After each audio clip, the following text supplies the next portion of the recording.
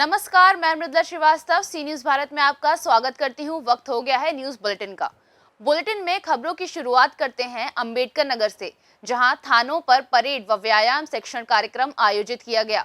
आगे देखेंगे बेमित्रा में कैसे मनाई गई पंडित दीनदयाल उपाध्याय की जयंती। इसी के साथ रुक करेंगे चंदौली की ओर और जानेंगे क्यों युवक को भ्रष्टाचार की शिकायत करना पड़ा भारी।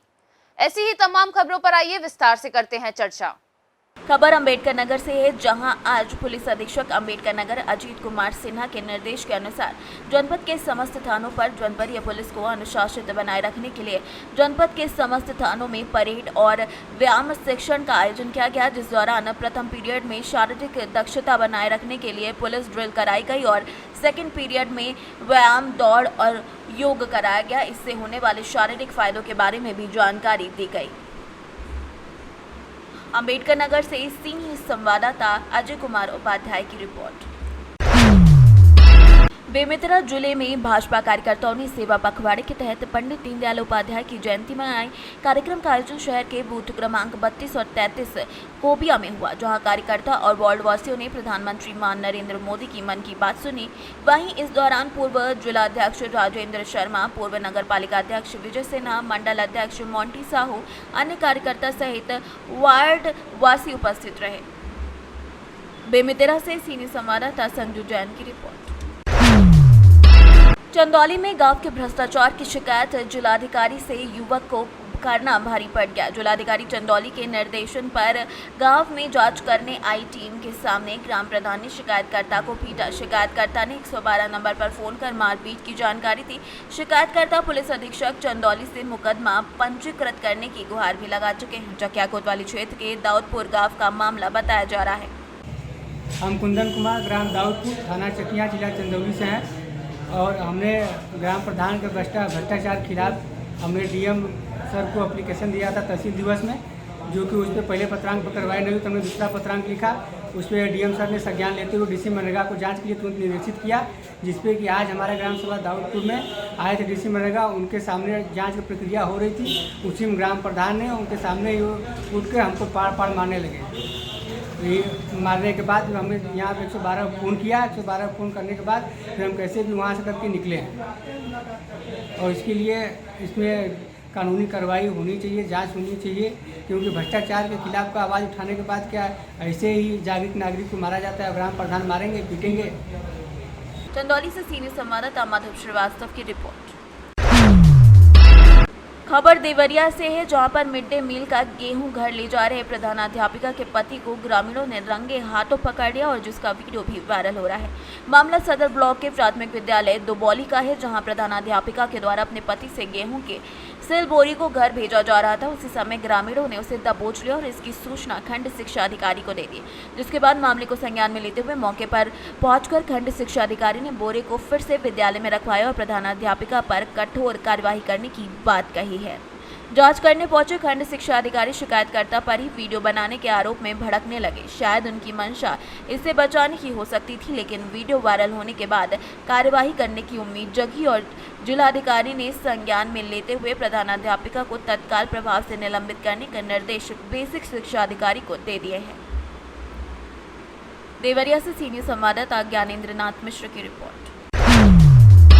वडोदरा जिले और डभोई तहसील में मां गढ़ भवानी डर भागवती कल्चर की ओर से नवरात्रि के पावन अवसर पर सार्वजनिक गरबा का सुंदर आयोजन किया गया, जिसमें पूज्यपाद गोस्वामी 108 श्री ब्रज कुमार के साथ साथ डभोई के धारा सभ्य शैलेश मेहता और उनकी तमाम टीम उपस्थित रही और पहले ही दिन लोगों में काफी उत्साह देखने को मिला। गुजरात से सीनियर संवाददाता हनीफ की रिपोर्ट। भागलपुर जिले में तिलका मांझी के कई दुकानों का चलंत फूड सेफ्टी सिक्योरिटी तकनीकी विभाग के द्वारा वैष्णव होटल, भवानी मिष्ठान होटल सहित कई दुकानों का तकनीकी जांच की गई और सभी दुकानदारों को हिदायत दी गई। फूड सेफ्टी पदाधिकारी मोहम्मद इकबाल और प्रयोगशाला प्रौद्योगिकी विजय कुमार द्वारा सभी दुकानों का सैंपल लेकर ऑन द स्पॉट जांच की रिपोर्ट दी गई। वहीं जांच अधिकारियों के द्वारा बताया गया कि जांच क्रम में भवानी मिष्ठान दुकान, वैष्णव होटल सहित तिलक मांझी कई अन्य दुकानों की जांच की गई। वहीं जांच के उपरांत लगभग सभी दुकान के खाना और मिठाई में मिलावटी होने की बात बताई गई। इस मिलावटी खाने और मिठाई खाने के बाद लोगों के शहर में काफी ज्यादा गुस्सा है और काफी ज्यादा हाल भी बुरा है। वहीं अधिकारियों के द्वारा सभी दुकानदारों को मिलावट नहीं करने की हिदायत दी गई है और अगर ऐसा दोबारा मिलता है तो उनके खिलाफ कानूनी कार्यवाही करने की बात भी कही गई है। इसमें हम लोग पहले तो ये गाड़ी का मेन मकसद है ट्रैकिंग, टेस्टिंग एंड अवेयरनेस। इसमें हम लोग टेस्ट करते हैं, प्लस जिस दुकान में जाते हैं उसको बताते हैं भी भैया आप में ये मिलावट है या तो नहीं है। प्लस कुछ जागरूकता अभियान हम लोग भी छेड़ते हैं, जैसे स्कूल में भी जा भी सकते हैं, किसी को बता भी सकते हैं। कोई प्रोडक्ट अगर यूज कर रहे हो तो उसका एक्सपायरी, मैन्युफैक्चरिंग देखना है। उसी आधार पे हम लोग दे नहीं दिया तुरंत जांच जैसे करते हैं, तुरंत हम लोग रिपोर्ट देते हैं कि आप में कुछ जैसे मैदा की मिलावट होता है, कुछ होता है कपड़ा में लगाने वाला कलर, उसको मिठाई में यूज कर देता है, तो उस चीज़ को हम लोग केमिकल में डाल करके देखते हैं कि मिलावट है क्या नहीं है। समझ रहे, हम लोग ऐसे क्वांटिटेटिव टेस्ट नहीं कर सकते, क्वालिटेटिव टेस्ट होता है इसमें कि कितना मिलावट है वो नहीं पकड़ सकते, लेकिन हाँ मिला हुआ है उस चीज़ को हम लोग हम न करवाही ना, हम लोग तो जागरूक करते हैं। हम लोग दुकानदार को भी जागरूक करना है कि देखिए इस बार मिलावट हो चुकी है आप में, आइंदा फिर दोबारा आएंगे तो आप पे कड़ी सजा भी हो सकती है इसमें, समझे। इसलिए इसको सुधार कीजिए, प्लस दूसरे को भी बोलिए कि मिलावट नहीं बेचे, क्योंकि कोई भी कस्टमर अगर है तो उससे तो वो ओरिजिनल पैसा ले रहा है। कोई भी चीज़, कोई आइटम बेच रहा है तो ओरिजिनल के नाम पे वो पैसा ले रहा है, ठीक है, उसमें मिलावट करके वो बेच रहा है, समझे। हाँ, इसमें जैसे आप कपड़ा वाला कलर कभी कभी यूज कर देता है तो सेहत पर भी, आपका किडनी पे, लीवर पे जो भी है वो असर होगा मिलावट। ये जागरूकता अभियान ये श्रावणी मेला इसे हम लोग चालू किए हैं। आज हम लोग तिलका मांझी से लेकर चले हैं। पर डे हम लोग को शेड्यूल रहता है कि अब इसके अंडर में भागलपुर भी आता है, बांका भी आता है, तो हम लोग पहले से शेड्यूल बना देते हैं कि आज मुंगेर जाना है या भागलपुर में किस एरिया में, बांका जाना। अब 2 जिला तो हमारे अंडर में है सर। हमारे मुख्य पदाधिकारी हमारे फूड सेफ्टी ऑफिसर ये सर है। आज कितने जगह आप जांच किए? आज हम लोग तिलका मांझी चले हैं। कितने दुकान का? हम लोग 3-4 तो देख के बता सकते हैं, लगभग 4 या 2 6-7 दुकान हम लोग इसका क्या प्रोडक्ट में आप क्या सैंपल क्या लेते हैं जांच करने के लिए? सैंपल में जैसे किसी मिठाई दुकान में चले गए तो छेना उठा लिए, जो हमको डॉट लगा ज़्यादा आती है तो छेना उठा लेते, जलेबी उठा लिए, कलाकंद उठा लिए। ज़्यादा हम लोग का जो रहता है मेवा, पेड़ा उड़ा पे। सुधार हम लोग तो अवेयरनेस करके चले जाते हैं, फिर दोबारा अगर उस दुकान पर जब तक नहीं जाएंगे तब तक हम लोग को पता नहीं चलेगा। क्योंकि मेरा विजय कुमार गुप्ता नाम हुआ, हम सब और LT है, लैब टेक्नीशियन थे, लेकिन हम प्रतिनियुक्त में इस गाड़ी के लिए सिविल सर्जन के द्वारा प्रतिनियुक्त किए गए हैं, यानी श्रावणी मेला से। भागलपुर से सीनियर संवाददाता राहुल कुमार सिंह की रिपोर्ट। भागलपुर में अपराधी बेखौफ घूमते हैं, लगातार हत्याओं का दौर जारी है। सरेआम गोलीबारी, गला रेत कर हत्या, अपहरण जैसे मामले रुकने का नाम नहीं ले रहे हैं। हर 2 से 3 दिन बाद एक हत्या भागलपुर में आम बात हो गई, लेकिन अपराधियों पर प्रशासन नकेल नहीं कस पा रही है। अपराधियों का अपराध सर चढ़कर बोल रहा है। सिर्फ व्यवसायी मोहम्मद अफजाल की हत्या, जमीन कारोबारी अमरेंद्र सिंह की हत्या, फेरी करने वाले कपड़े व्यवसायी मोहम्मद शनी की हत्या जैसे कई मामले लगातार सुर्खियों में हैं। ये सारी हत्याएं मात्र 10 दिनों के अंदर ही हुई हैं। प्रशासन पूर्ण रूप से इन केसों पर शिनाख्त भी नहीं कर पा रही है। फिर एक टोटो चालक की बेरहमी से हत्या भी कर दी गई। ताजा मामला भागलपुर के सबौर थाना क्षेत्र के धनकर का है, जहां सबौर थाना क्षेत्र के धनकर में देर रात एक टोटो चालक की बेरहमी से गला रेत कर हत्या कर दी। उसका शव धनकर के एक बगीचे में पाया गया। मृतक के शरीर पर कई जगह जख्म के निशान भी हैं। उम्मीद जताई जा रही है कि उसकी हत्या होने से पहले उसके साथ काफी मारपीट भी की गई है। कैसे क्या हुआ था? रात में सर 11:30 बजे इनकी वाइफ कॉल की इनको, तो बोला हम 0 माइल से जो है घर आ रहे हैं। उसके बाद जो है 1 घंटा के बाद जो हम लोग फिर कॉल किए भैया को, तो स्विच ऑफ मोबाइल बता रहा था, नॉट रीचेबल। उसके बाद कुछ देर के बाद स्विच ऑफ बताने लगा मोबाइल। 1:30 बजे के बाद सर स्विच ऑफ, 1:30 बजे के आसपास स्विच ऑफ मोबाइल बताने लगा। फिर सर सूचना तो अभी हम सुबह मिला, हम लोग तो रात से ही खोज रहे हैं, पूरा लगभग भागलपुर खोज चुके थे हम लोग। अभी घर गए हम लोग को तो पता चला यहाँ पर कोई लड़का बोला कि यहाँ पर हादसा हुआ, तो हम लोग यहाँ पर आए। देखे भाई का बॉडी पड़ा हुआ है। किसी से कोई दुश्मनी? नहीं, दुश्मनी तो सर कुछ नहीं था। इसका किसी से कोई लेना टोटो देना चलाते हैं? टोटो चलाते और पर डे रात में ही चलाते थे टोटो। 11-12 बजे ही घर घुसते थे रात में। तो कहाँ से कहाँ जा रहा था? मनाली से, सराय से मनाली आते थे तिलका मांझी, कभी कदार 0 माइल। जीरो जाता है। इसमें तो सर बला फुसला के लाया गया है और तब इसके साथ कुछ हुआ, टोटो छीनते ही में हुआ है इसके साथ, छिनाई के मारपीट भी चक्कर हुआ है में इसके ऐसा साथ। हुआ। टोटो नहीं है? टोटो भी नहीं है। तो ये क्या, हम 0 माइल से हम घर आ रहे हैं। क्या उसमें पैसेंजर भी था उसके पास? अब ये तो बताया ना, बोला हम 0 माइल पैसेंजर छोड़ने आए थे, उसके बाद हम घर आ रहे हैं। पैसेंजर ही लेके गए थे 0 माइल से जो है वापस आ रहे थे, उसी बीच में जो है हुआ कुछ सर। फिर उसके बाद आप लोग ट्राई नहीं किए, फोन किए? नहीं, उसके बाद बोला आ रहे हैं, तो हम लोग 12:30 बजे किए। जरा सा देखिए तो उसके तो नॉट गला में रीचेबल सोना बता रहा का था। अथी गणेश जी था, है कि क्यों? वह खत्म क्या हो हुई गया। होगी कुछ तो? मैं शंका हत्या होगी। सर हमको सर लग रहा है क्या, टोटो छीने, व्यसवाज लोग का भी कमी नहीं है सर भागलपुर में। क्या नाम है? BS वाली। हाँ, ये क्या होता है? ब्राउन शुगर सब भी करता है सर। नर्सरी लोग रात में ज़्यादा भौंकता है रोड पर। कितने दिन से ये गाड़ी चला रहा था? गाड़ी तो चला रहा था 3 साल से सर। 3 साल। उससे, हाँ 3 साल से। क्या उससे नाम है? पहले टोटो चला रहा था, क्या ये ऑटो? ऑटो चला रहा था। क्या नाम है मृतक का? मृतक का देव कुमार सिंह है। पिताजी का नाम क्या है? श्री कृष्ण मोहन सिंह स्वर्गीय है, घर कहाँ है? गोलाघाट गड़ैया। 11 बजे रात को, 11:30 बजे रात को फ़ोन आया भाई का, जो कि बोला 0 माइल चौक पर हैं, सवारी लेके जा रहे हैं, हम छोड़ के आते हैं।